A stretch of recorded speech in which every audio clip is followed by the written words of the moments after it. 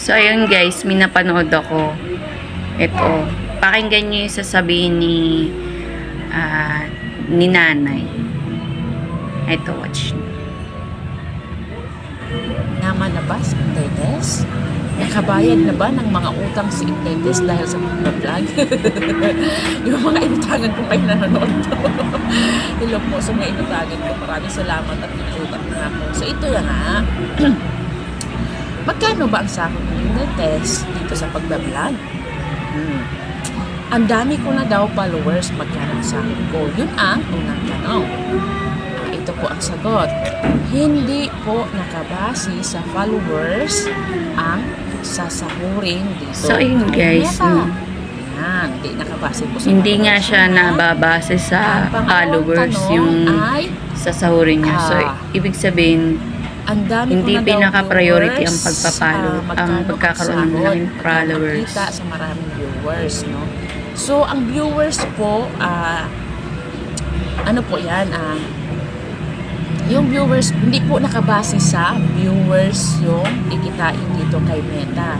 Kasi kung marami kang viewers, tapos hindi ka pa po pumasa kay Meta, kasi po si Meta ay may mga criteria na dapat nating sundin para pumasa tayo, mga So, kainday, ayun no? guys.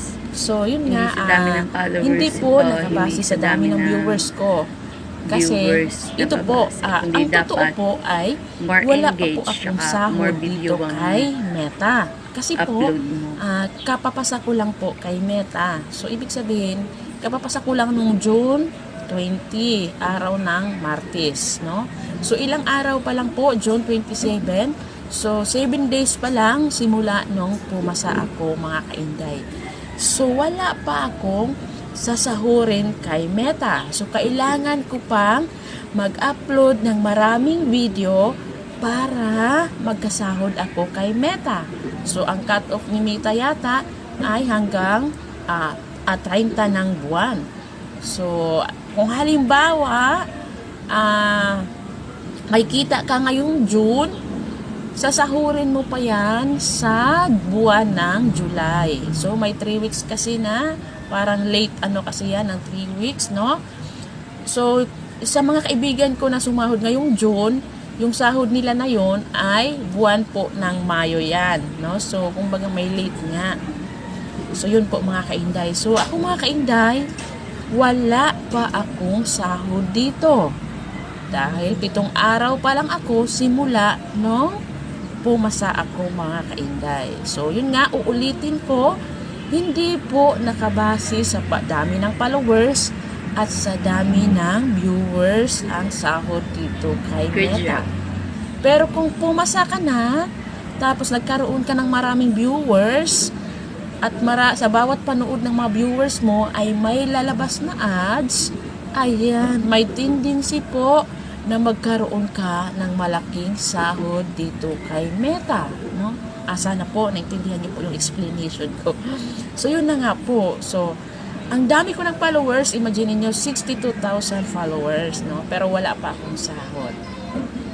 Dahil nga po, kapapasa pa lang. Pero ito, ma-advise ko lang sa mga kaibigan ko na mga digital creator, kung nasa 5,000 followers na kayo, kasi 5,000 lang naman ang kailangan ni Meta para ito yung sa criteria ni Meta na 5,000 followers. Pag naka 5,000 followers na kayo, mga kainday, mag-focus na kayo sa content ninyo para pumasa kayo, mga kainday, no? Kasi ang nangyari kasi sa akin, ang dami na ng followers ko, mga ilang buwan na kalipas, pero yung content ko ay hindi ko siya masyadong nabigyan ng pansin. Kumbaga, buwan na lang ng June, doon ko na nabigyan ng pansin yung content ko. Kung nabigyan ko pa siya ng pansin dati pa lang, nung mababa pala yung followers ko, nung 10,000 to 20,000 followers, ay malamang sumahod na ako ngayon ng malaki, no? Sana all. So, i-claim natin na magkasahod tayo ng malaki dito kay Meta, no? Basta ingatan lang talaga natin na magkaroon tayo ng violin. So, ayun guys, napakinggan nyo naman yung sinabi ni nanay. Sana ay nakatulong sa inyo ang video na to. Thank you!